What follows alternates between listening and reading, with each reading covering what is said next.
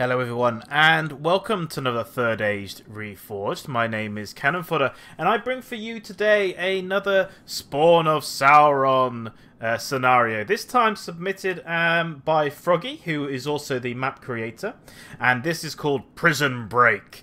There's a little bit of lore behind this one, and the basic idea is that after the fall of Sauron and the forces of Mordor, people of the West, basically, they took on orc slaves, orc scum, but they were talented and used for slave labor, basically, and they were sent into the mines. And what happened when the spawn of Sauron sort of took control of the remnants of the forces, he found out about this location in Dale, where he felt that he could do a bit of a pronged attack, firstly to try and rescue some of his troops, strike a blow against the forces of Dale and remove a vital resource from them, and probably try and bolster the morale of his forces and maybe see if he could get more units to flock to his aid. There are a couple of rules to this map as I sort of see if I can get you a better view of the terrain. Not like that, I won't, though. Every 2 seconds. This is a little bit like Moria in the sense that it's going to be a little bit headachy at times, so please bear with me. Let's do that. So, the rules as stated or sent to me is that 1, they cannot kill the prisoners before they're released. So the prisoners are in this sort of prison pen here. This is going to be controlled by Tundra. You can see his general's captain's unit because you can always see a captain's unit. It's going to be some Snaga. And from what I gather, all of the forces in here are malnutritioned troops, which makes me think that since they're all ambushed, they're all Snaga. So he's got a very big Snaga army, so certainly a man after my heart. But they can't kill them until they're released. The Dale camp, which we'll go on to, which is controlled by Froggy, won't be able to mobilize until the orcs have made it into the center, or until the prisoners have been released. Defenders obviously will have fire at will turned off because they don't want to kill the prisoners by accident. And otherwise, the orc prisoners can't escape until an allied force reaches them. But I do believe that it also counts if they have no more prison guards keeping them there anymore. So that's Tundra. I have it on slow speed right now because it does start very quickly. This is actually the sort of a third time I've tried to record this. I've had a little bit of trouble, so apologies. This should have come out earlier. So we've got Stewed Balrog. I'm going to call him Balrog probably for the purpose of this. He has a lot of Lake Town infantry. We're just going to scoot over the army forces because they're relatively similar all the way through, and we'll see them quite a lot during the battle. He has some spearmen. That's mainly his forces. The only variance of that is he had the Dragon Slayers we saw, which is his captain's unit. He does have some pikes, so this is the Elven pike unit that comes with Dale. There they are, very handsome indeed. He has some paladins, which I can't spot just now. He also has some rangers, and he has some rivermen, so I think his paladins might be nearby, or maybe not. His Barding Herd, a lot of Barding Herd as well. There's his river towns. His rangers are over there. Again, we're going to come across these guys a lot, so don't worry if you don't spot them all right now. Most of them are very similar outside of those elites which I mentioned, which again, you'll see them in action. In terms of Froggy's forces then, he has 2 units of lumbermen. He also has a very similar army in terms of what he's got, although instead of having a paladin's unit and the dragon slayers, he has 2 units of swordsmen, and he has the Dalian nobles. So he's got some Rivertown as well. He can see that he's got some earls there in their sort of wonderful fetching red. Again, I know I'm going through this quite quickly, but some people get a little bit bored by seeing the army forces, so I'm just trying to do the best of both worlds. So here's his Royal Guard, which he has for his general's unit. I'm just going to see if I can spot where his swordmasters are. He has some light cavalry as well, that's probably worth mentioning. I don't know where his swordmasters are. They are somewhere. He also has a small force up on the hillside here, which is where he's got a pike unit, some spearmen, and some rivermen of his own. And in theory, if they want to, they can come all the way along this map here. I am quite impressed with the map. I'm very happy with it. I think it's got good variation in terms of height. It's a little choke pointy, but that's what you're going to get on a defensive sort of battle. as we sort of move our way through. There has to be special thanks as well to the DAC team who gave the sort of mining facility tokens for use in this map. So thank you very much to the guys at DAC for that, for allowing Spawn of Sauron to do so. And we'll just get ready and started up. So we'll just do a quick view now of the attacking force. I'll just move it up slightly in terms of speed as they come charging in. This does start extremely quickly. The last final rule, which I forgot to mention, is the defenders couldn't reposition their forces. They were forced to have them where they begun. So you've got Ark here. He's got a lot of light infantry, followed by some heavy infantry goblins. He's got some spears. He has some halberds as well. He has some, although hidden right now, he has some black-backed berserkers and some mountain berserkers. He's got his bodyguard, and that's mainly it for his side. Very similar force here for Allison, who I think I may have called Aslan once accidentally in a previous video. So here comes the Lion's Roar, maybe, as he comes charging out. He has a very similar force, heavy goblin infantry, He's got some pikes. He does have the troll drummers here to keep their morale up. There they are. They do both have Skarga skirmishers as well, and we've got some fearmongers here who have very similar. They always remind me a bit of the voice of Sauron slightly as well in their very fetching setups.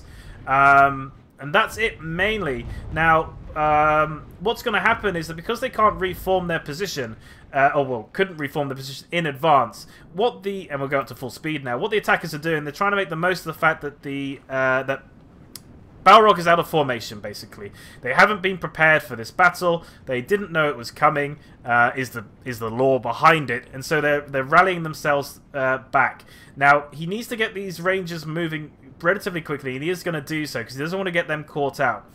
For those who are new to the newest patch, these Ranger troops, and obviously their variants in other factions, for example, Ruadar and the Dunedain Rangers as good examples, they will have armor body piercing. So they have a body piercing mechanic, which you'll see in play as we go forward, and the body piercing can be absolutely devastating in terms of how it works and how it goes. You can see the orcs making their charge, seeing if they can catch them. I don't think they will, though. And we'll just see from the perspective. So over here, what we've got is Balrog is looking to set himself up. I think he's going to try and position himself here for his first choke point. And I think what we'll probably end up seeing as the battle goes on is more and more forces from the centre moving their way up. Tundra quite happy to walk his Snaga around. Maybe he's heard the horns of the goblins, and he knows that they're going to have freedom soon. So what we're going to have here, looks like we're going to get some barding herds setting up. They're going to be supported there by the spearmen, so they're going to do a nice 1-2 combo, having those shields together with the spears. I suspect what will happen is they will merge relatively shortly, and he'll probably keep another unit in reserve. Although I wouldn't keep my rangers there, actually. So he's got his rangers out there. They're taking some shots. They'll probably get a few kills on the light infantry. Probably not worth firing too much into it, and he's got to be careful he doesn't get them caught out. I think he needs to move these guys back as quickly as he can, although he's holding on with them, maybe for a little bit too long in my opinion. I wouldn't waste their shots necessarily just yet in the early stages on the Goblin infantry, and he is in fact moving them back, so you can see them slide back. Again, what I would say is I'm sorry if you can hear my scroll roll. I heard it a few times in the previous video, so apologies on that. And also if I sound a bit nasally, I've got a bit of a cold, I'm afraid, so again, another apologies there. So he is going to merge these forces. You can see that the Barding Herd getting themselves set up, and the Spearmen then going to go in to support them.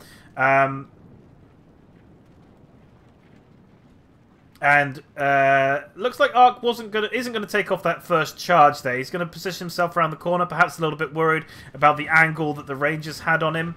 Or maybe he's going to look to bring something else up. In terms of what he's got further back, the terrain is relatively flat. There's only one route coming forward for these guys in terms of the attack avenue that they can do, unless they want to go all the way towards Toady, which is against really what they're going to be looking to do.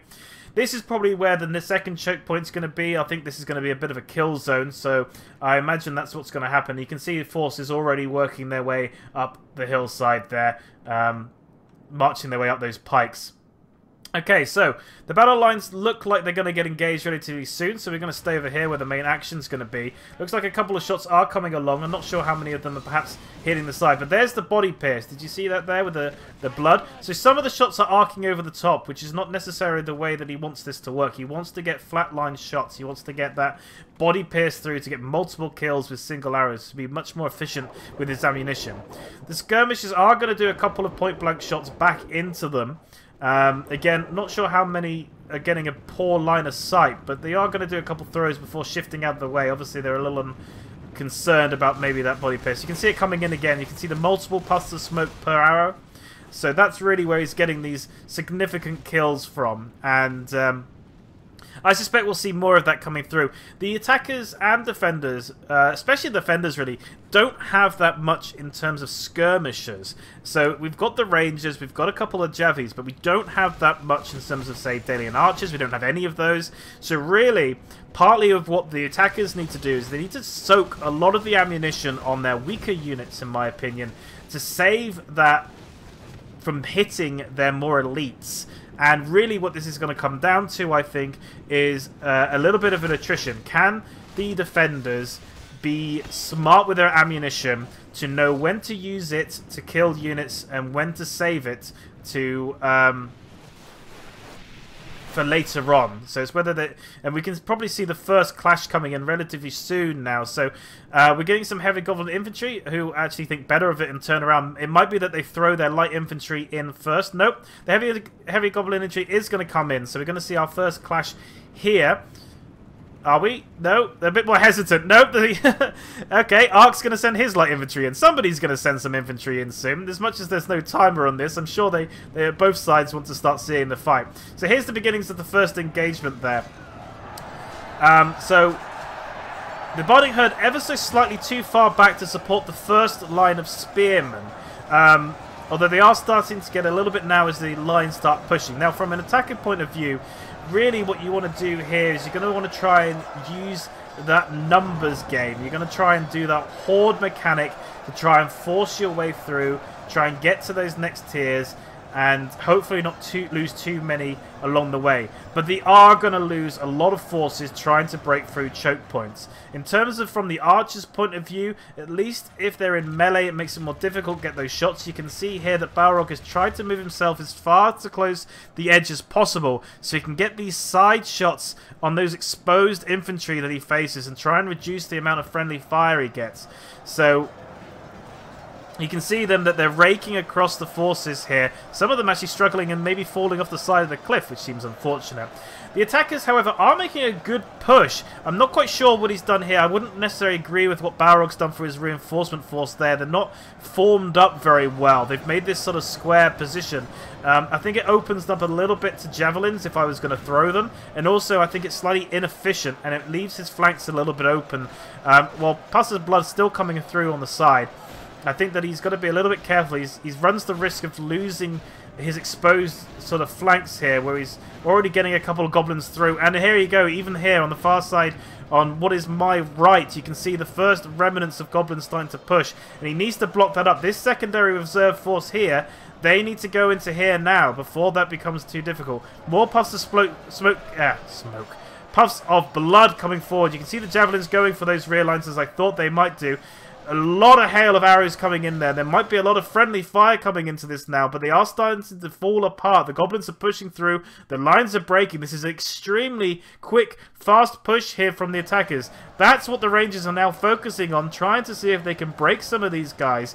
But I think there's just possibly too many of them, and if they keep going like this, they're going to break through. These guys are going to become isolated.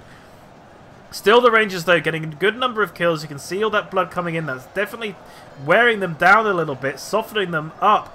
But they're just, the tide is being turned. They're flowing through now like no tomorrow. Soon, these goblins are going to reach those rangers and start threading them then. He's going to have to bug those rangers out. He's going to have to pull them back if he wants to keep them for later stage in the fight, because they haven't used that much of their ammunition at this point. While they start continuing to work their through. These guys are being isolated now. I think he needs to consider maybe using the wall to his favor, or he's going to have to basically sacrifice these guys. It's always difficult to move units once they've got into formation, but right now he's going to get rear flanked, I think, and these guys, once they've got attacks coming in from all sides, aren't going to hold. And this has been a very cheap attack for the cheap assault for the attackers, relatively speaking, for the first choke point. So it's 8% of allies killed, coming up to 9 to 14. I reckon by the time that these guys have died, I think it'll probably be about 11 to 14. I don't think the attackers are going to lose much more now as they force their way through. These forces here seem to be making their way forward, trying to charge down the ranges, but they're just too fast for them. They're going to make it away. But that's costly. I think that Balrog would have wanted to try and hold this location a little bit longer, especially against some of the weaker Goblin forces. It makes me a bit more concerned about how he's going to do against the more elites as they start getting put forward in later stages.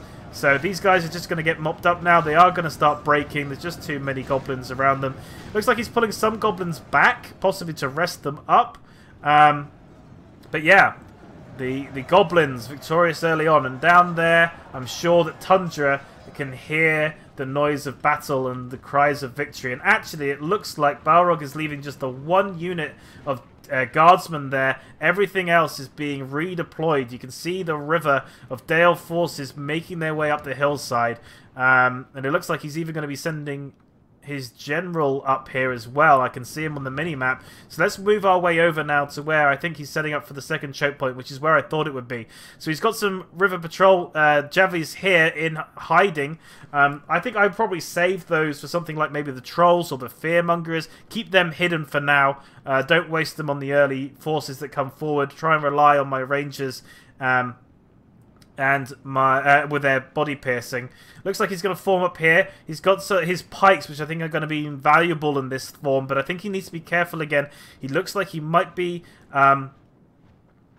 one unit I don't think is going to hold, so he may need to layer these guys up. Again, sorry for the camera angles. It is a bit like Moria in here in terms of what we can work with. So he's setting himself up here. He does seem to have a little bit of exposure on his flanks, but that could just be visual rather than actual, in the sense that they may not be traversable. But he is going to send his forces forward now. He's getting a bit of a staring contest here with some Goblin infantry, which are getting a little bit tired. And he looks like he is going to expand himself out. He's going to stretch his lines and he's going to reform and get into position. He's going to have to back those up with his spears. I think these spears are probably going to get a good number of kills. And there's the Rangers from before. So the Rangers are going to reline them up there. I think that the Rangers basically want to position themselves almost here, exactly, with the front line there. They won't risk any friendly fire, and they can just broadside the attackers as they come through, almost like a naval engagement as they rake along the side. These Goblins, I think, are just having a look to see what they can see from scouting. Otherwise, I think they're just going to sit there. They may end up actually going into ambush themselves and resting up a little bit, in the same way that all of these guys are, while they wait for the next stage of the battle. I suspect that the attackers were a little bit surprised about how quickly they broke through. I'm surprised about how quickly they broke through. So we are looking at 11 to 14. There you go. I'd like to say thank you very much. Oh, and the first shot's coming in from the Rangers. I think this is a bit of a waste. And Javi's coming in, I think. No, it's just arced shots. This is a waste, in my opinion. Save the ammunition. Ignore the light Goblin infantry. It's not worth it. Not when you've got body piercing. Wait until they're crushed in with 200 of their mates and then fire into them. It's just not worth it. He might have had accidentally fire at will on and maybe got a couple shots off, but maybe he thought he could break them with a couple of nice hits, but definitely not worth it at this point. Save the ammunition, which is what he looks like he's going to start doing. As he submits more forces into this blob, he's got to be careful because they aren't short of Snaga Javis. And if he... Oh, no, I think he's just going to try and scare them off. And if he bulks up too much, then the Snaga Javis basically just can't miss. And they'll be getting some good kills for themselves. But you can see them now reforming and making their way over. They're winded because they've been jogging for a bit, but most of them will still be relatively fresh because the battle was relatively short at the first choke point and it was relatively close to where they spawned in. So you can see a little bit what they're probably planning to do. So they've got some spears coming up, but it looks like they're probably going to be in reserve. I imagine what they'll do is probably send in some numbers of some heavy goblin infantry with the light goblins to just keep using up this light goblin to try and wear down the enemy. And then once maybe either the ammunition's gone or they start to get exhausted, that's when you'll probably see things like the halberds and spears coming up. And when they're truly out of stamina, that's probably when you'll see the fearmongers. So he's going to send some of his spearmen forward then to take on this small unit. This small unit will die, but he is also extending himself slightly. So yeah, so he's going to pull back because the second wave of goblin infantry is coming forward. Unfortunately, oh no, did he break them? So he broke one unit of 9. There was actually 2 units in there, and the other unit of 26 still lives. Looks like the other 2 unit is trying to maybe tag them just to force them into melee, but it looks like they're going to get away. They're all warmed up. These guys are very tired, so they're just going to be able to withdraw back into their lines. As you can see here, the Rangers are now going to reform into where I thought they probably will do, to shoot across into the kill zone. Get a couple of hits in the backs of these guys, but I don't think they're going to kill any of them. And actually, those goblins break just from witnessing the number of units in front of them, so that's demoralized them. And actually, one of them gets chopped up on their way out by the Swordmaster Captain there. Down below, we can see that there is at least one other unit of Snargers that has just popped in from its ambush position, staring down the guardsmen who the jailers have now repositioned themselves to stand in front of that exit. So we'll see what goes on there. More units coming up the hillside now. There's the paladins with some more infantry. So what's he even got left down there? So he's got some infantry and some spearmen down. They may end up being a guerrilla force, or alternative, I expect they'll get pulled up here. So he's got some earls coming up as well. They'll rebolster the line. Shield wall is a little bit more rare in the latest patch, and I think that the earls, I'm pretty sure, do have it. So I think they'll be a good, useful addition just to hold up that extra mass to take some of those charges here, if that's what they choose to do. Goblin infantry there just having a bit of a staring contest now that they've arrived. I guess trying to make just to see if they'll come back out again and do another assault. And he's starting to bring up the heavy infantry like I thought he would. So let's have a look and see what he's got. So in terms of his defense, then he's going to have a single line here with some reinforcements. Ironically, it looks like the reinforcements are facing the wrong way, and they are in fact. So if I had my Snarger Javies, this would be an opportunity to get some nice easy kills while they're looking in the wrong direction. And it looks like the spearmen are as well, so I'm not sure what's happened there. I don't know if Balrog's noticed the fact that half of his forces are looking in the wrong way. They're also in a bit of a weird formation, also making it pretty good for javelins to throw through, and then any shots that overthrow are always going to hit the back of the head of the person in front of them. These guys know what's going on. They're looking in the right way, and so are these guys, but apparently not here, so not sure what's going on there. So here comes the first sort of, I guess, wave of the next assault on this choke point. I'm not sure if he's going to make a third choke point after this. He might do with the next units, make them here, I suppose. But we'll see what happens. This is probably where we're going to have a little bit of a crunch, a little bit of a choke point. This will probably last a little bit longer. I think maybe lessons learnt from the first choke point. And I suspect what we'll see is a much longer drawn-out battle. But it's still... You've got to remember, he's only one army at this point, and he's going to be facing against 2. He's used some of his ammunition on his rangers already, and the only other thing he's got is some missile sort of javies and his general's unit, which can obviously fire as well. So we'll see what happens. Very deadly formation he's got there. He's got the alignment a lot better this time than he had before. So you've got the reach in a much better position in terms of the barding herd and the pikes. And then what happens is they make it through the first line. That's when they hit the shield and spears. Whereas before, they were able to attack the first line without having to really get the second line engaged too much. And that may have probably not made too much of a difference, but maybe it wasn't as optimal as it could be.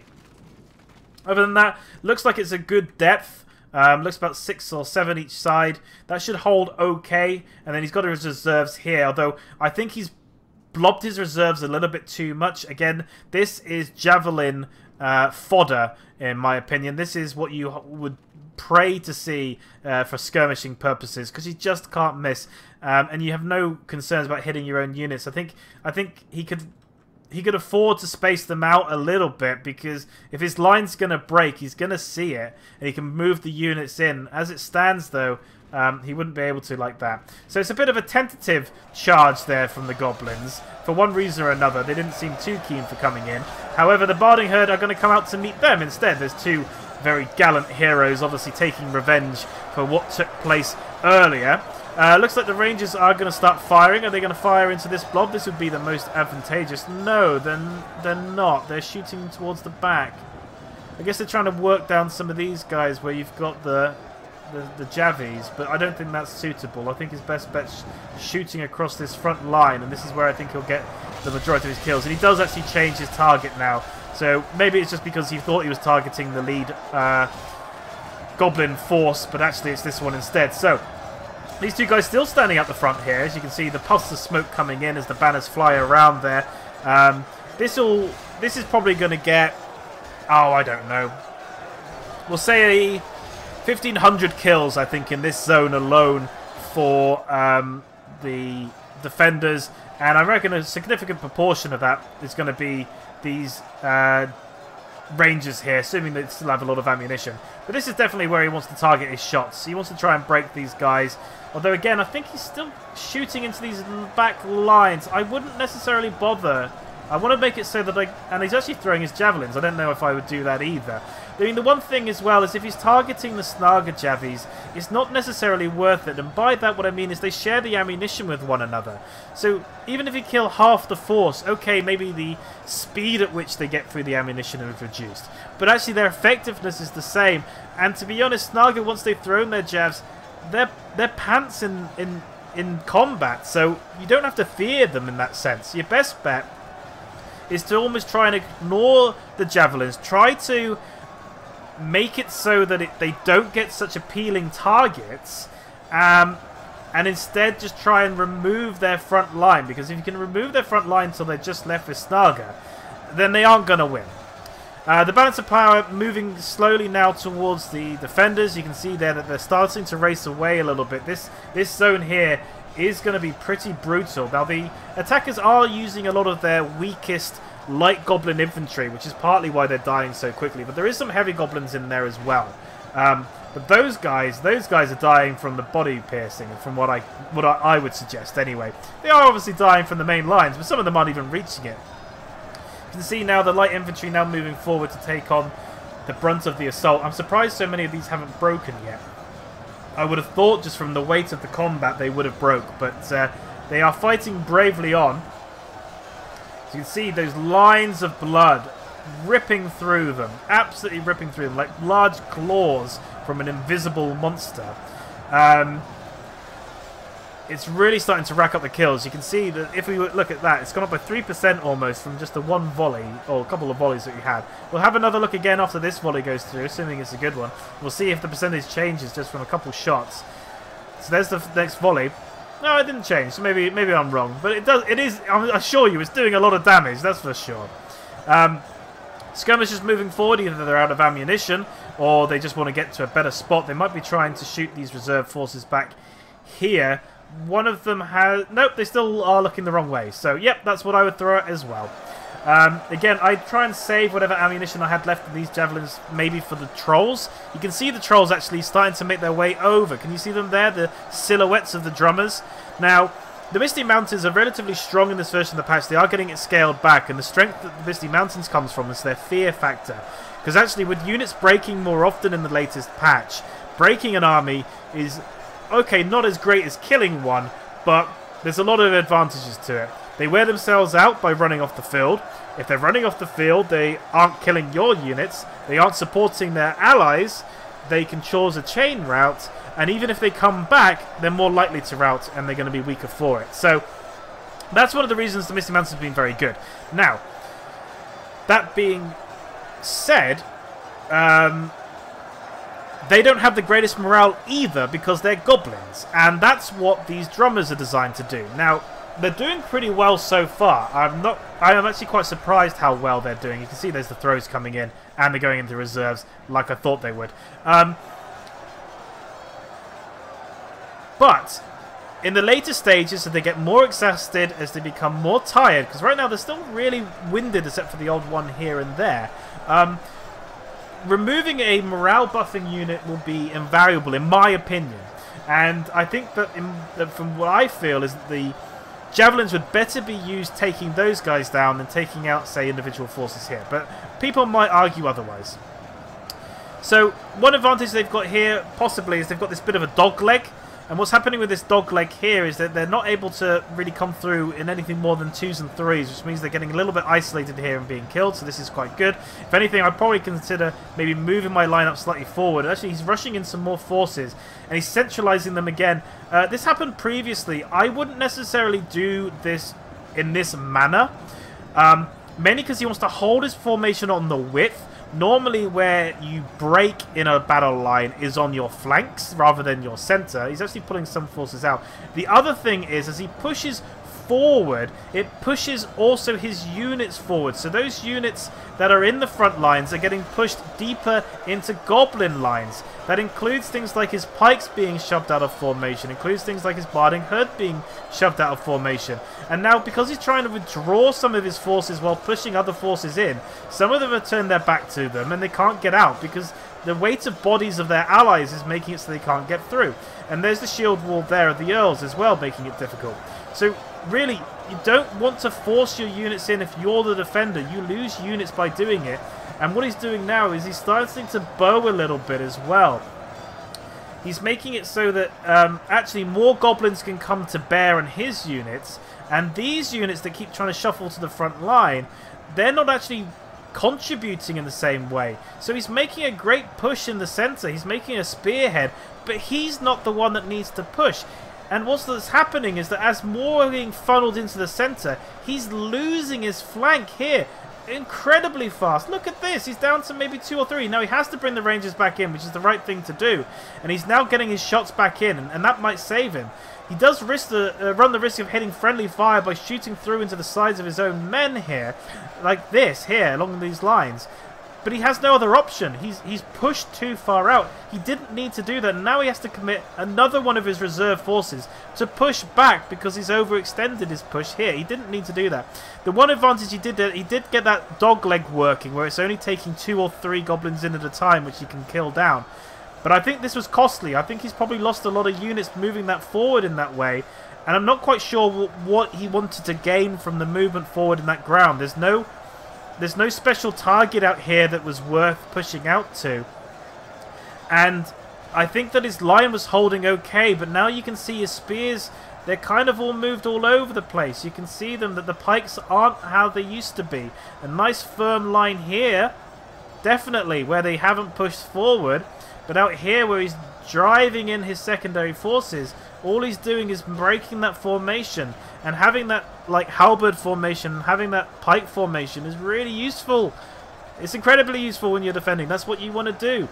And he almost lost this side if he didn't have reserves ready. He still has some forces back here which he can use. He's actually pulling some of them out. He's going to have to bring his paladins in early, it would seem. Now, we'll see. It'd be interesting to see how he deploys his paladins. He is now bringing out some of his units again that were in the back lines now that he's restabilized from that push. But I think that was costly for him. I don't think he needed to do that. He's made himself a V. And actually, if any of you ever see sort of slightly more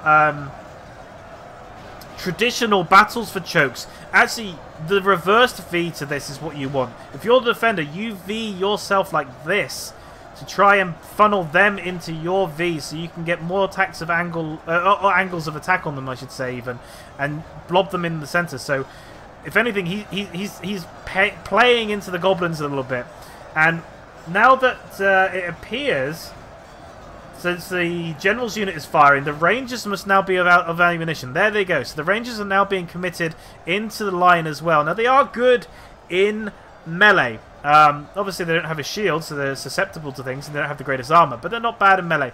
But with the rangers now out of ammunition, you can see the horde is now being brought in. There is no threat now of the body piercing. Now, it doesn't mean that the Dragon Slayers aren't going to get a lot of kills. I think they will, although, again, I still think I would be targeting the drummers. And there's the javelins. So the javelins have used all of their ammunition as well. So in terms of tricks up the sleeves of Balrog, he's running out of them. He's not got any skirmishers left now whatsoever.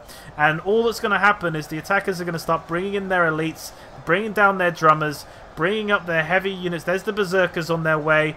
There's the fearmongers, although they're being a bit sneaky. As you can see there, they're running along the side of the lines. Can you see that?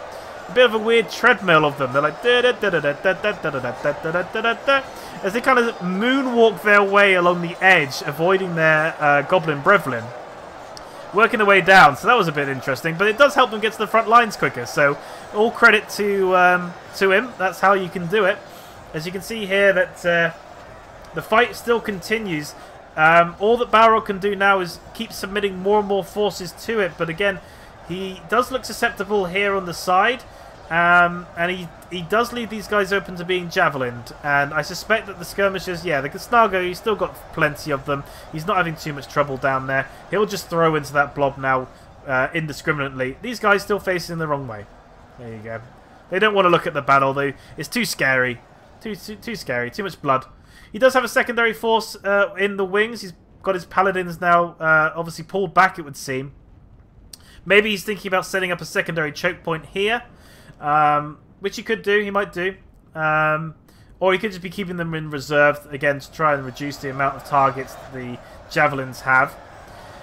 Stabilising slightly more on the front line in terms of how his pikes and his barding herder position, but it looks like he's going to try pushing his forces forward again. I can see the spearmen trying to edge their way to the front lines again. I'm not sure, again, whether that's going to help him. I think what he'd be better doing is maybe plugging some of these gaps and letting them naturally try and work ahead and make the goblins push to him. In terms of the front line then, it's just a bit of a brawl. But you can see the fearmongers now with these glaives moving in. And they're going to start taking the front lines, backed up now with the berserkers there. Especially now that he knows that there isn't much in the way of skirmish force going on. The berserkers can make their way up almost unopposed to the front lines. And this mosh pit will probably work in their favour because of how that they work as a unit.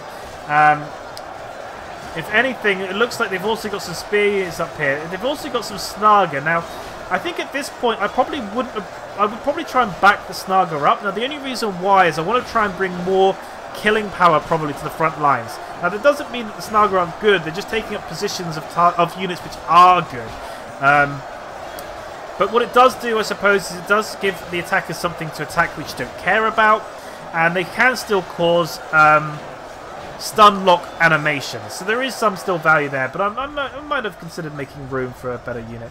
He has flattened his forces a little bit on the river patrol, although they are very weak, so they may not hold too much. In terms of elites then, looks like his earls have been forced just into this back corner here.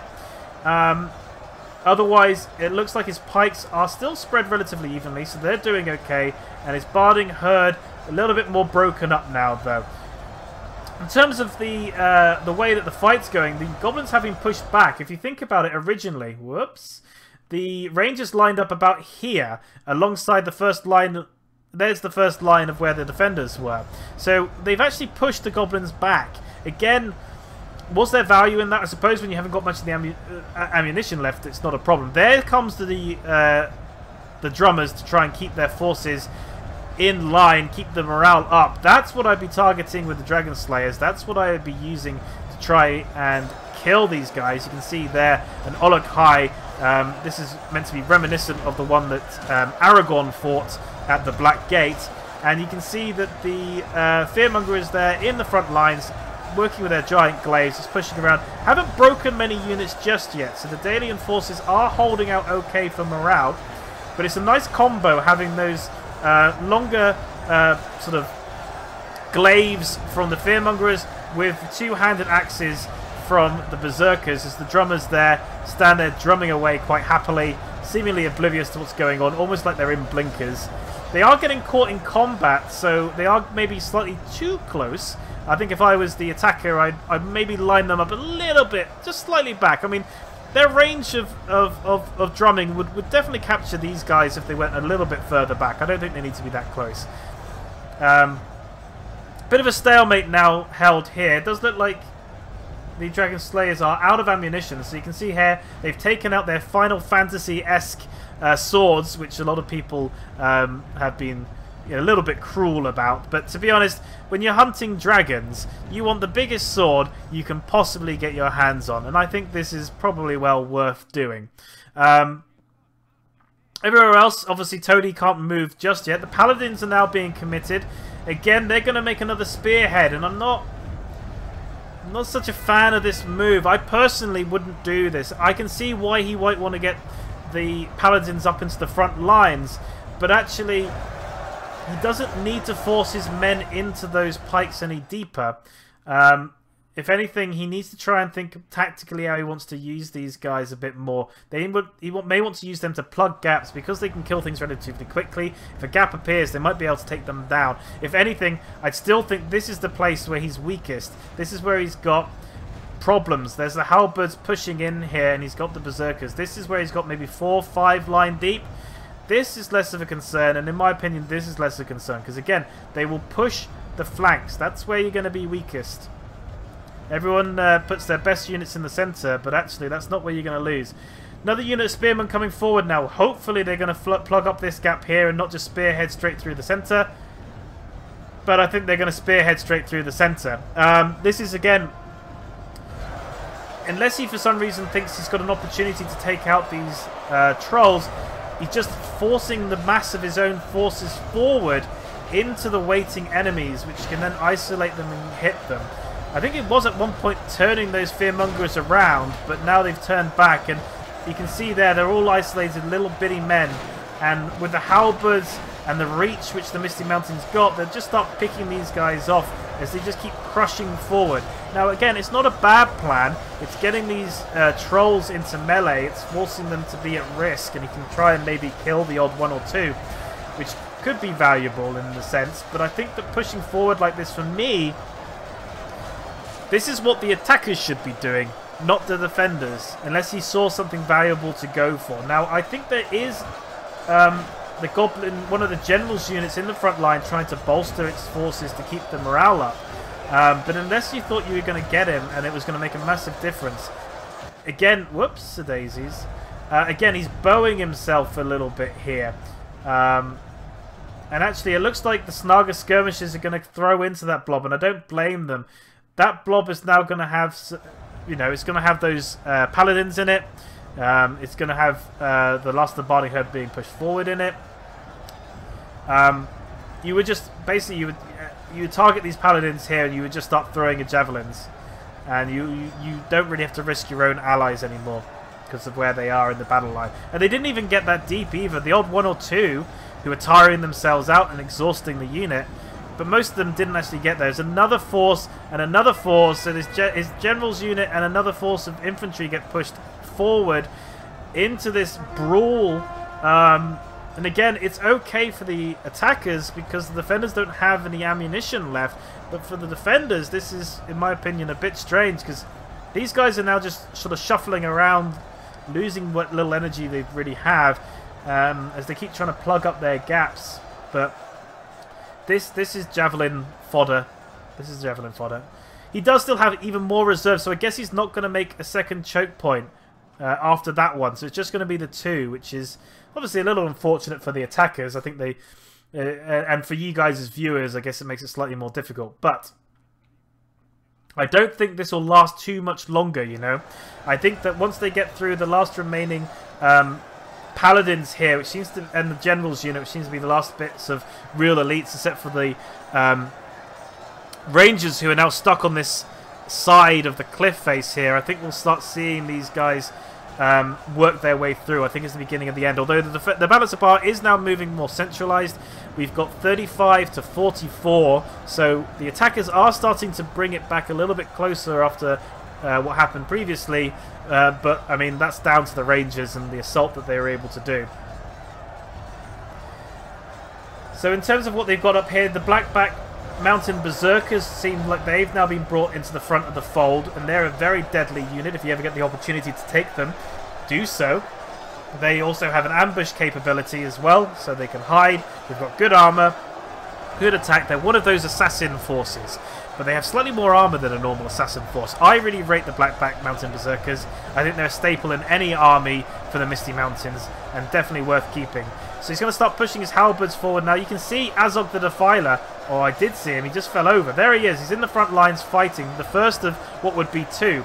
So there is an opportunity here maybe for the defenders to take out, with their paladin, take out the general. That might cause some problems for the attackers. And they do, in fact, take down Azog. He was overextended slightly. Do we see any breaking off the back of that? No, not really. They all seem pretty eager. So they're all pretty happy with the situation, although most of them do believe that they're going to lose.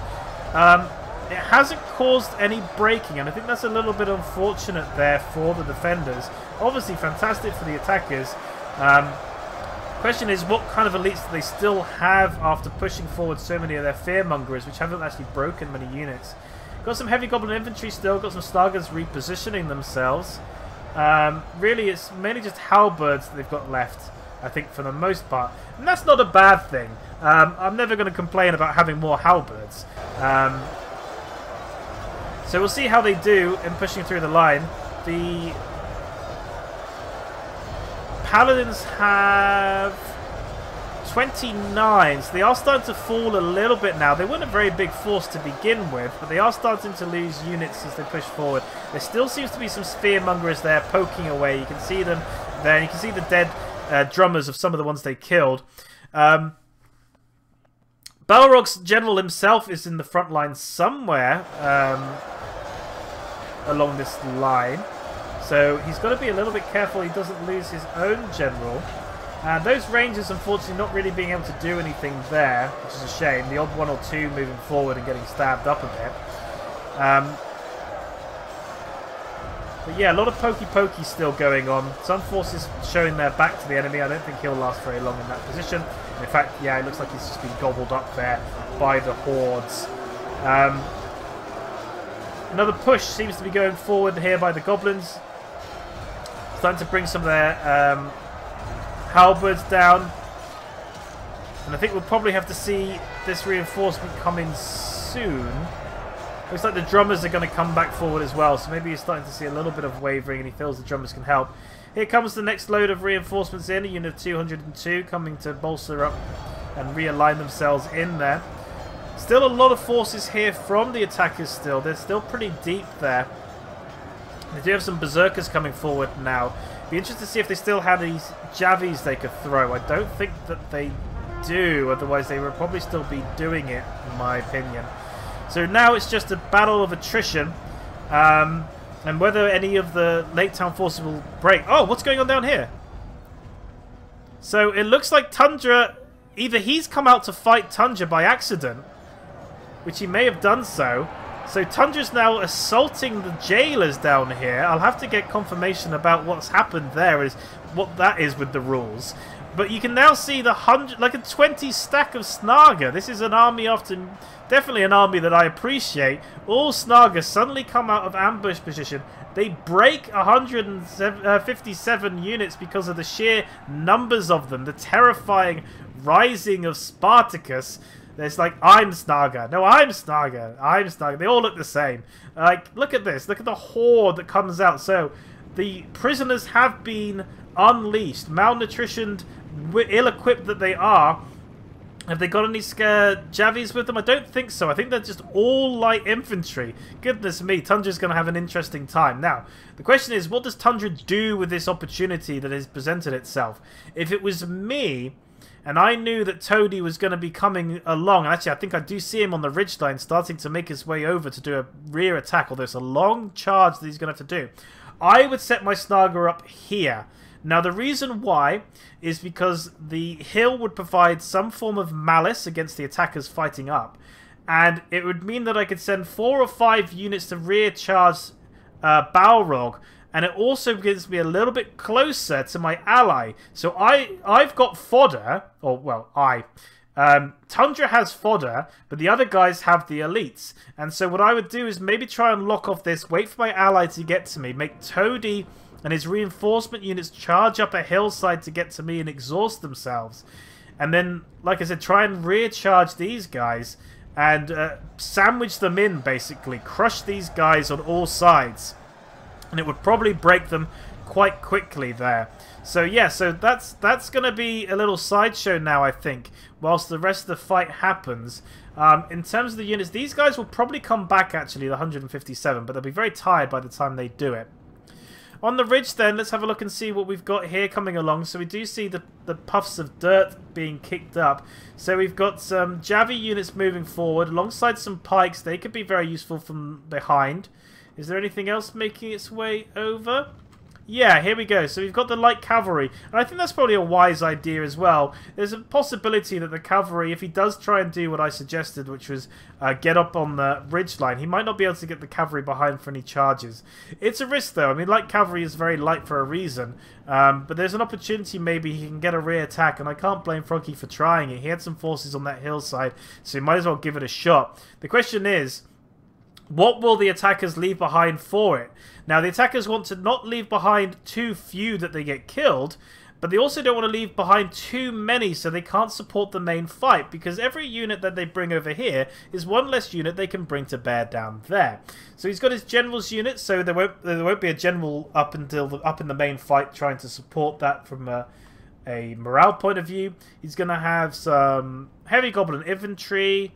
And I think that's probably it that he's going to try and hold this location with from the looks of it. Unless he's got an ambush unit, which he might do. He might have some Snaga. And he's also got some Berserkers there just lying in wait. They may turn around and go back. In terms of this front line then, we're starting to see some breaking here. Unit of 39, unit of 10, unit of 35. I think we'll start seeing these go. I think we'll see the general probably fall for this side soon. Looks like there's just one lone paladin left there, fighting on the end. There goes the general for Dale, for Balrog, so it'll be interesting to see if these guys can even hold out anymore, but I think that they're just a couple units deep here with the Rangers. You can still hear some of the drumming going off as well. There comes the push. They sense blood. It looks like there goes the Earls there. They can't stand up to it anymore. They're going to break. Rangers holding on as best they can with their Paladin buddy there. Whereas the front line's being held. And I think we're going to see a surge and a break, probably. On the other side, Tundra now is trying to form up. It does look like he's going up the slope. Is he? Has he changed his mind? Looks like he's changed his mind. Maybe he was looking to send some units there, but for whatever reason, he's going to send his units back down to face Froggy. Now, it could be that what he wants to do is stop Froggy from setting himself up. Maybe it's that it's got to the point now where the attackers have had enough of trying to defend locations where defenders have set themselves up, and instead he wants to take the fight to him. He wants to try and get them before he forms up. He wants to try and use his numbers as best he can, tire them out, maybe make them use up ammunition. It's quite a large ravine, though. I think my idea is slightly better, but that's always in terms of hindsight. Be interested to see what happens. Also, Froggy is having to try and manage his combat up here as well with his cavalry. So he's now split to try and fight two locations. He does have some Snaga there, actually. So he's trying, and he might get caught out with his Snaga. Yeah, he gets an okay charge off the back, but he's got to watch out. So he's got to try and work out what he wants to do up there, where Ark really doesn't really need to worry too much about it. He can keep an eye on it here and there, but really can hold position and make the enemy come to him. Down here, Tundra can pay all his attention to this fight, whereas Froggy's being split. So you can see that before he got to form up his nice, neat lines that it looks like he was trying to do, and before actually all of his forces even make it here, Tundra's going to take the fight to him, which is not necessarily a bad idea. Snaga there fighting against the Lumberman, which probably is a relatively even trade. Looks like he's going to get some shots in, so it looks like the Javis are going to start throwing the Snaga. I think that's a bit of a waste. I probably wouldn't throw at the Snaga. I think that there's better units to throw at. I don't think the Snaga are particularly threatening to most of his front line. And he's even going to fire off a few arrows as well from his general's unit. Again, I'm less sure about that. Knowing the number of halberds and knowing the number of berserkers that the enemy still have, I think I'd try and hold on to my ammunition because it's so vital in an ammunition light defense that he's got to get going. So he doesn't. So the battle lines are a bit messy. You've got kind of the woodlands here, which are trying to, I guess, gobble up these goblins. You got this, which is at the beginnings of a battle line that seemed to be what Froggy was trying to make. You've got this sort of weird snake that's going on here of flanking and counter-flanking, where they basically try to divide the force into two. And then you've got this kind of weird blobbing. Now, this blobbing probably works in Tundra's favour, although not this flank that he's got on the side. But what the blobbing that's happening here is doing is, again, these guys aren't necessarily being efficient killers. They should win on a one-on-one with goblins, and there's room for him to continue to move around to swallow these guys up. And really, against these Snaga, I'd want to bring as many units to bear to as many sides of them as possible to kill them as quickly as I can before my ally is 100% broken. And I think that is the end of the ally. I think I can see the smoke being kicked up. Yep, so he's not got long now. With Balrog dead, the forces here will have to start making their way forward. A couple of broken units running back into them. Will have to make their way forward towards Tundra. And with that, Froggy needs to clear these guys out as quickly as he can so he can better position himself and prepare. So Tundra, really, his best bet is to stay alive as long as possible. Sorry for the little bit of lag there, by the way. It's just so many units fighting at once. Snaga forces are quite large, and there's a 20 stack of them. Looks like they've used all of their Javies, which is unfortunate. I think they could have become useful in the final stages. And it looks like he's still firing with his Royal Guard. Again, I don't necessarily think I'd do that against the Snaga. Over here, though, where Froggy is probably also having to divide his attention, he has broken through seemingly the first line of Goblin infantry with a charge there from his general... from his light cavalry there. He does have some Javies behind which are trying to take out some of this Goblin infantry. They're being answered by javelins of their own from the Snaga, probably targeting the cavalry, in fact, but they haven't waited for their pikes, which is interesting. I would have waited for these guys to come up. On a one-on-one, the infantry is going to kill these river patrol, and on a one-on-one, if you're not getting the charges, the cavalry probably isn't going to last very long to them either. He needed to kind of wait, I think, for the pikes to arrive. With the pikes there, that would have made a much stronger line for Toady to work with, and he could have maybe battled a little bit more. And actually, it looks like it's some spearmen as well there, so I think maybe he overextended himself a little bit too much here, or maybe he was too busy trying to watch the fight with Tundra that he wasn't really able to focus here as much as he wanted to. But having the pikes and the spearmen arrive late meant that he's lost a couple of his cav, although admittedly they're still effective in 43, and he almost lost his Lake Town patrol javelin throwers as well just because of that. But it looks like he's now going to try and resolve this issue. He's going to try and form himself up. It looks like he's struggling to get his cav through his own units, but that might start lessening the bleed a little bit as the Javs reposition. Lying in wait and behind is still the general and another unit of Goblin infantry if he needs to throw them forward. So really what needs to happen here is that Toady probably just needs to get in spear formation and hold a little bit, try and get rid of this first line. He's going to try and push his cav through, I think. I'm not sure if I'd agree with that. And he's also going to push up his spearmen again. Probably pushing his spearmen up because of the javelins coming in from the Snaga. But again, I think this is an opportunity where he's going to win. So he wants to try and make it so that actually he reduces the chances of losing forces needlessly. But he's trying to get his cavalry through. I'm guessing he's trying to take his cavalry through for some rear charges as they struggle through. Javelin's still coming in, although not for them. He does get his charge into the Snaga. The Snaga there probably on guard mode, so still throw. But he does get past to try and silence them, but they've all pulled out their weapons now. And I suspect that the Snaga probably won't do too badly. They'll probably lose a lot of troops, but they might take out some of them with them. So he's going to start ping-ponging, and they do break the heavy Goblin infantry there from being able to break that formation. So it does pay out in the end. Might have been worth keeping the cavalry in there just to keep those guys silenced as the javelins now come back forward again. Gets his cavalry out as his spears now unfortunately have to start walking forward into a hail of javelins, but he does have his spearmen involved to do that. Back over with the main fight then. Let's have a look as we check to see what's happening here. So, we have some barding... No, not barding herd. We have some javelins here that we've got encapsulated by the sheer number of Snaga. Same thing's going to happen to these earls, actually. They're going to be sandwiched, locked down, outflanked. They might think about dying here. Looks like the Royal Guard are out of ammunition. That is unfortunate. So I think he's going to lose a valuable unit, or at least a good number of it, just from sheer numbers. Signs of having a bit of a better fight over here, maybe, where these goblins look like they are getting tired, which means that they might break soon. This force here seems like it's going to hold out okay.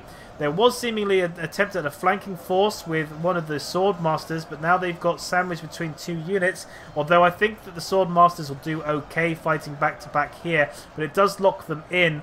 I'd be tempted to suggest actually one of them moves around and tries to break some of these guys, but they are routing, so Froggy's having a little bit more luck here. These units are now starting to get freed up with these guys rout, and I think we'll see these, their line of attack change to try and work down some of these guys. Looks like he tried to send his Royal Guard in to save what he could of the Earls. Probably a wise plan. Got countercharged by a couple just to slow them down. So we'll see what happens. Now victory seems assured now that their back is no longer at threat. So we can see here that in terms of the pikes, he set himself up. He has got a bit of a strange formation there with his spears. The heavy infantry is now just waiting for him, I guess, to line up. I guess the Snaga have run out of ammunition. He does have some Orc Berserkers, and I think what he's going to do is he's seen a gap here in the formation, so he can't stretch his pikes long enough. And what's happened is that to come forward towards Ark, he's had to come into a slightly wider location. And I think if that was me, I'd take these Mountain Berserkers, run them through here, sideswipe these pikes. And actually, he's going to make it even easier for him. So he's changed formation. He's broken his stance to charge those pikes forward and the spearmen. And I think that was probably a mistake. It looks like he's lost his cavalry as well here somehow. Maybe he pushed them just too far forward without the infantry support, and it looks like he lost them, maybe from javelins or otherwise. There's the skirmishers coming in, so the skirmishers are going to face the spearmen, probably lock them down. The heavy goblin infantry are going to sort of face down the pikes, and the berserkers are going to try and do a side flank, which does appear like they're going to try and do. They'll probably cut through these spearmen relatively well, which will allow them to get into the pike formations to one side. Balance of power now continuing to move in the defender's favour. It's still 50-50, but if you think where it was before, this was very much in the attackers' sort of in terms of value of units on the field. But as they start wiping up more, it's getting a bit better for them. 10% in it now between the defenders and the attackers. You can see here that Froggy is now starting to... that's my dyslexia, by the way. I'm taking Tundra and Froggy and merging them together. He's starting to mop up the last of the remnants here, but a little bit too late, I think, as the first forces from Ark start making their way down. You can see that Ark's got some forces up in the front lines as well. Looks like some heavy goblin infantry now re-supporting those Snaga. And now it's going to be a case of what can they do? So we've got some halberds here that are struggling a little bit just because of the numbers that they're facing, but as more and more of their allies arrive, I think that the main bulk here will have to be reattached or deployed elsewhere in the battle line, which might make it a little bit easier for these halberds. So the Blackback Berserkers are going to have to be committed alongside the Drummers. The Drummers are going to try and keep as many of those Snaga in combat as possible. Blackback Berserkers should clear out these Spearmen relatively easily. He needs those Snaga to hold on for a little bit longer, though, as more of his forces, the halberds there, make their way down. He just needs to hold for them. Over here, then, slowing down slightly, but still, I think, in the favour of Ark. I think Ark will probably take out these River Patrol guys relatively quickly without too much problems. Finishing off the last of those guys. There goes the general for Tundra. He was only in a Snaga unit though, so unsurprising, although it may cause morale issues. What he's done here, quite smart, is Ark's keeping the pikes busy with the skirmishers, which he doesn't care about, while his better units that actually have some killing power are working their way round the side here to hopefully then hit the pikes in the side, whilst the pikes just continue to, I guess, be made busy by the Snaga. Let's just see what kind of things the attackers still have. You can see the punishment and death that they received here. I mean, look at that. Absolutely brutal. I'm going to up it to about 3,000 must be dead there, if not more. So, Tundra Snaga is starting to break. We do have the halberds here in reserve. Maybe they're here just in case that fight on the far side doesn't go as well as they'd hoped. He's trying to lock it off. Maybe he thinks that maybe there's a chance they might lose over there, although actually the spearmen are starting to break, so I think that they've got that one in the bag. He can now have those halberds redeployed down here, and I think he needs to start getting them moving relatively quickly while more and more of Tundra's forces start breaking. Got some halberds there now forming up then to face a unit, but it looks like he's going to come in for a side attack here with these spearmen that are now free because of Tundra's broken Snaga. I think there's an opportunity to get a side attack going here on a flank and start bringing his units over. They will have to start slightly uphill, but I think it's probably worth doing it. What Froggy needs to do is isolate out the troops as well as he can, clear them out, and try while they still continue. It's unfortunate, he does turn around and get in a formation in time, but whilst they are still forming up and coming down the hillside, try and use his numbers to kill what he can face, so that he's only facing small waves each time, which he can use his numbers against. But it does look like he's slowly starting to clear up. No, he has had to redeploy his forces from these halberds, and these halberds are now relatively happy with their situation. He needs to send these guys back in, I think, or send them back in but round behind the halberds. His Barding herd holding a formation but not seeing much in the way of combat, so he may be resting them up, or maybe he just hasn't noticed they aren't fighting. Sending forward some of his lumbermen just to do, fight the good fight. And the Blackback Berserkers now in the front line. He needs to try and get these guys down because they've actually been able to flank one of his spear units here. So they're crushing a spear unit with the halberds here. So this might cause these guys to break if he's not lucky, because the Blackback Mountain Berserkers will do a lot of damage. They will fight pretty hard.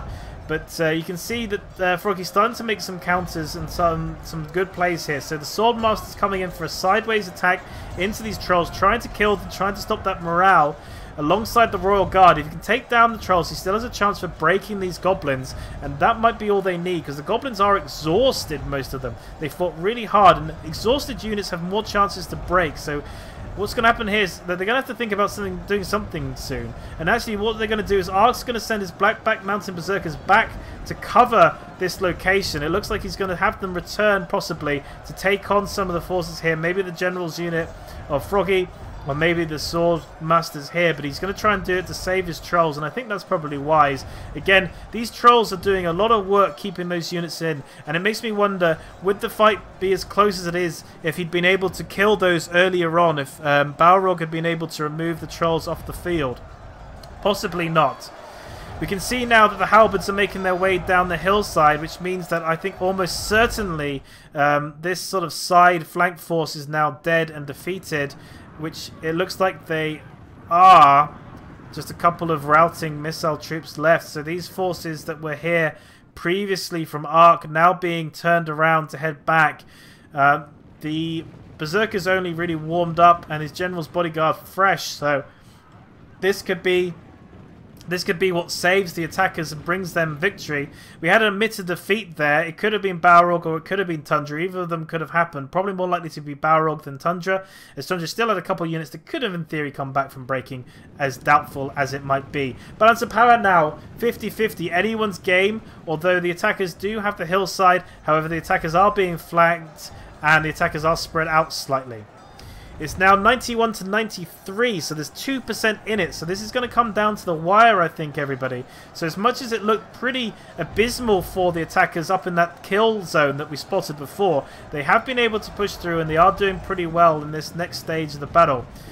Goblin halberds then going to be slowed down by some swordsmen that have been redeployed to face them. They are going to face them uphill, and it looks like the halberds do kind of resemble a formation. Not the formation that they would want, but having that charge into halberds probably isn't going to work out too well for the Swordmasters.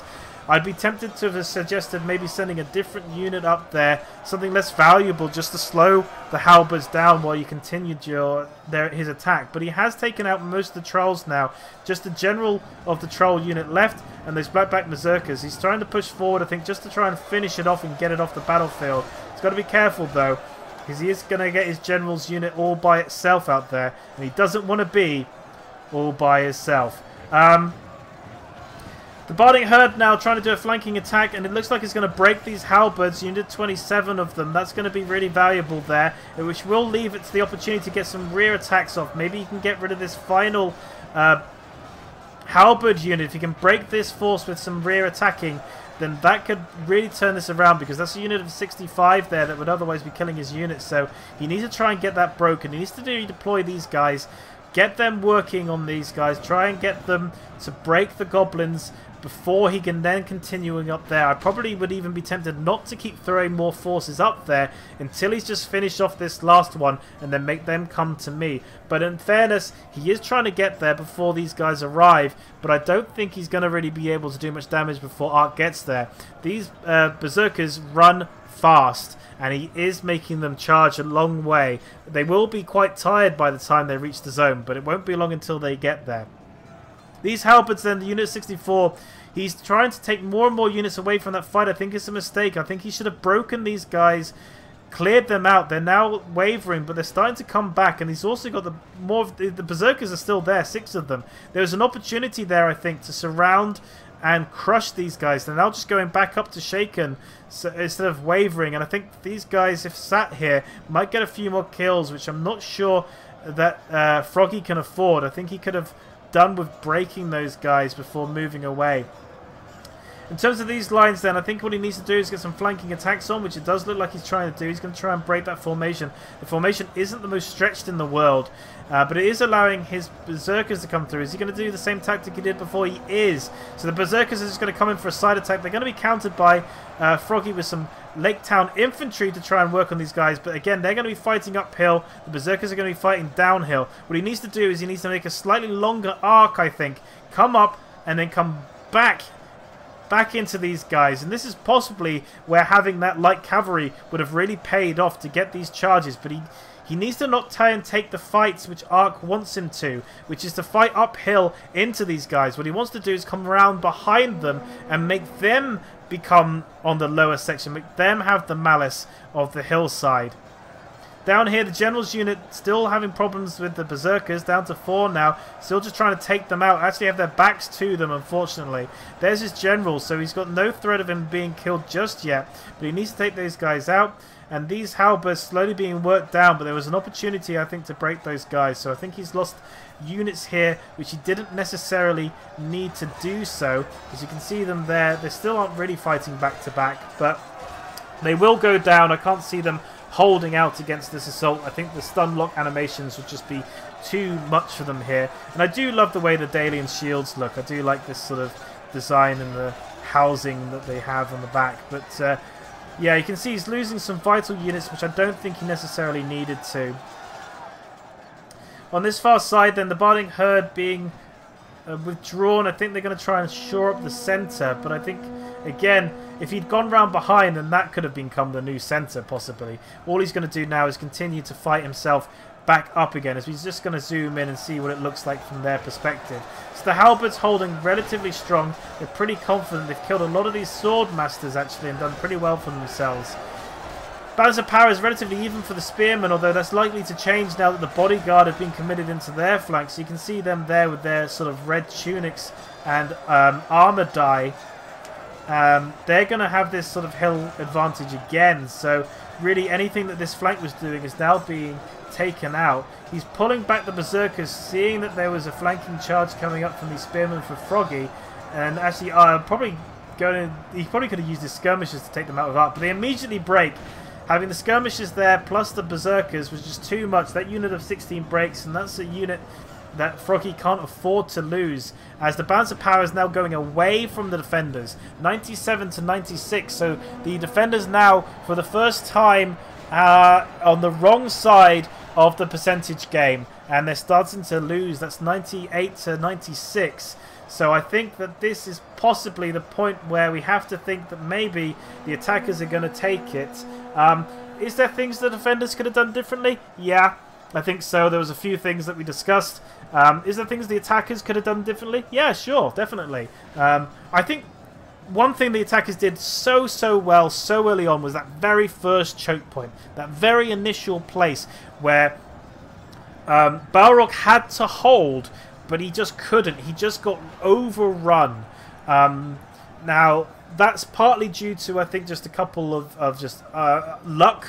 Some good pushing tactics from the attackers, and also just that the defenders didn't have enough units in the right places to be able to keep them at bay.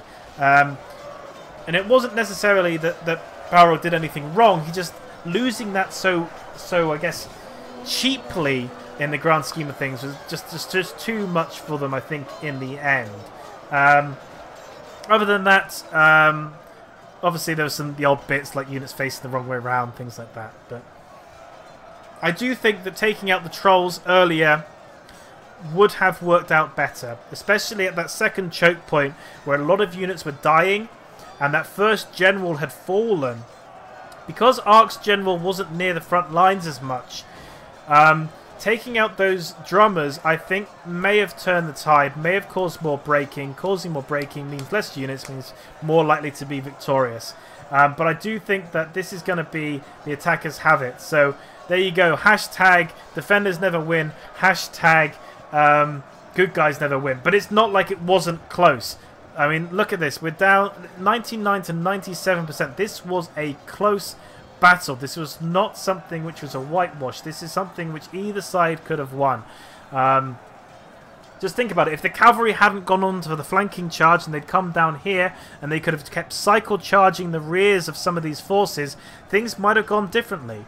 If you know, if certain things had paid off slightly differently, then I think that this could have been anybody's game. I think this was relatively well balanced in that regard. And I think that, you know, if they'd used their ammunition slightly better in maybe Froggy's force and saved them for maybe some of these more elites, I think that could have worked out for them more as well. If he'd been able to javelin down sort of the general's force or the blackback berserkers or even the drummer trolls again when they appeared, there was something that could have been done there. So we're just going to see the dying moments then. So it looks like Azog is going to survive, the one of the two Azogs.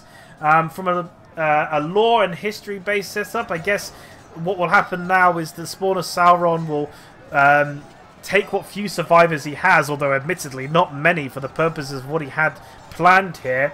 And I don't think that the force he's got will probably be enough to hold the mine, but it has disrupted Dale. It has stopped them from being able to use this sort of, I guess, mineral-rich wealth that they had. I don't know what they were mining here. We'll assume that it was going to be something like iron ore, maybe. But they're not going to have it now. And you can see there that the final stand of the Royal Guard. But we'll just take a moment to, again, thank Froggy for sending this scenario in. Thank the Spawn of Sauron guys for the battle. I do think they're looking for more testers. That is my understanding. So if you're active, you like scenarios, you want to be involved, there goes the General, then definitely join our Discord. Ask Keith Horton. I'm sure that he can direct you in the right direction. If he's watching the video, which I'm sure he will, if he is happy for people to join the Discord, he may even put the Discord link in for people as well. Again, thanks to Dak for allowing us to use the textures. And finally, thank you for all the players for being involved. We're just going to fast forward now, I think, to the final stat screen so we can see what we get. I'd be interested to see what those Rangers got as they just finish off the last few remnants. And we got 100 to 97, so 3% in it. Very close battle indeed. They're all just going to cheer now while the final unit's breaking off the battlefield. There we go. And there's the final screen. Well done to the defenders. So if you include the captured prisoners there, they basically got roughly equal. Good job with the attackers as well. Actually, the Snaga getting 1,377. I'm quite impressed with that. I didn't think they'd get so many. Looking then at the casualties, we're just going to call out anything that's interesting. So the Dragon Slayers, 350. One of the Rivertown Javelin groups, 309. That's very good. This is going to be Balrog's force, by the way. So his Pikes, 407. One of the Barding Herd, 570. Oh, goodness. Look at this. The Rangers, 2,899 kills. He only got 6,500 as it was. Almost half of his kills was his Rangers. That's what body piercing can do. That's what a kill zone can do. That is incredible. And just think, if he had all that ammunition that he used elsewhere, that could have really been a game changer. Look how many kills there was. So we're now going to look at Tony. His Royal Guard, 471. His pikes only 208, so they were the ones that went on the flanking attack. One of his swordsmen, 343. Sorry, 343. This is what you want to see. One of his spearmen, actually, 492. Very good for a spear unit, actually. That was some good value there. Lumberman doing okay, actually, considering.